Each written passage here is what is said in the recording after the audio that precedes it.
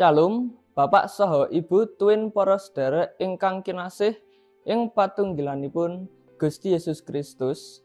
Wilujeng pinanggih kalian kula Abednego Christian Setia Laksana. Warganing pasamuan GKJ Secang ing Kukubaning Klasis Magelang. Wekdal sakmangke kita sesarengan badhe mirengaken sabdanipun Gusti lumantar pamaosing sabda winedar. Dinten menika Kemis Pahing Surya kaping 21 wulan Juli 2020 Minggu Limrah.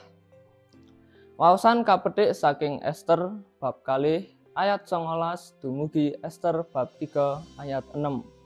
Jabur 138. Lelakone para rasul setunggal ayat gangsal 11 dumugi 2 dosa. Kanthi jejer Roh Suci ingkang nyagetaken. Nats menika kapethik saking lelakone para rasul bab setunggal ayat 16 makaten sabdanipun Gusti. He para sedulur, pangandika ing kitab suci kang kalairake dening Sang Roh Suci lumantar Sang Prabu Daud iku kudu kayektenan, yaiku bab Yudas kang dadi paringide wong-wong kang nyekel Gusti Yesus. Sumangga kita nampi babaring sabda kanthi manah ing kebak sukabingah Gusti berkahi kita sedaya. Roh Suci ingkang nyagetaken.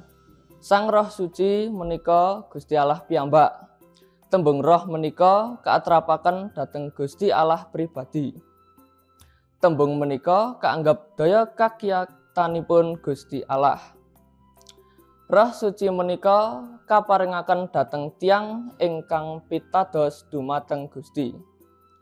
Roh menika ugi ingkang nyagetaken Petrus jumeneng lajeng ngandika bab sinten ingkang badhe nggantosi Yudas kang dadi paringide wong-wong kang nyekel Gusti Yesus.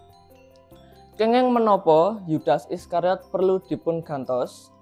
Sepisan supados jumlahipun para rasul wetah 12. Kados dene nalika sepisanan Gusti Yesus nimbali para sakabatipun.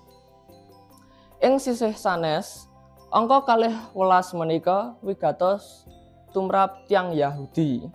Krana wonten 12 suku Israel.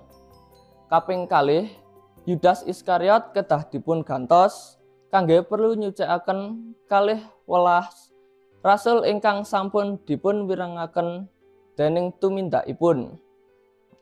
Tiyang ingkang gantosi Yudas Iskariot menika wonten syaratipun, inggih menika wiwit saka pambaptise Nabi Yohanes nganti tekan dina ing sumengkane Gusti Yesus menyang ing swarga nilar aku kabeh.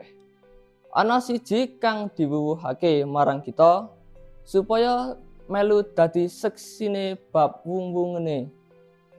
Mila saking menika awit saking pangandhenipun Sang Roh Suci ingkang nyagetaken Petrus lan kirang langkung 100 murid ingkang ngempal supados saged nemtokaken sinten ingkang badhe nggantos Yudas Iskariot, Yusuf Barsabas lan Matius dipun usulaken.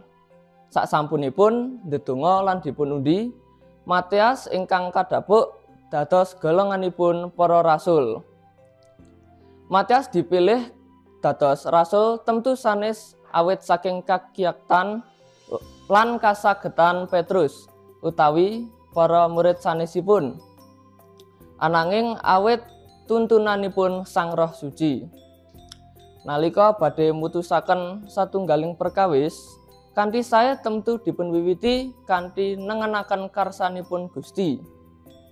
Sikep kula lan panjenengan prayoginipun miturut menapa ingkang Gusti Yesus ngendikaaken. Nanging sampun pikajeng kawula namung karsa paduka ingkang kalampahana. Kapethik saking Lukas 2 ayatipun 52. Sumangga tansah nyuwun panuntunipun Sang Roh Suci Gusti berkahi. Amin.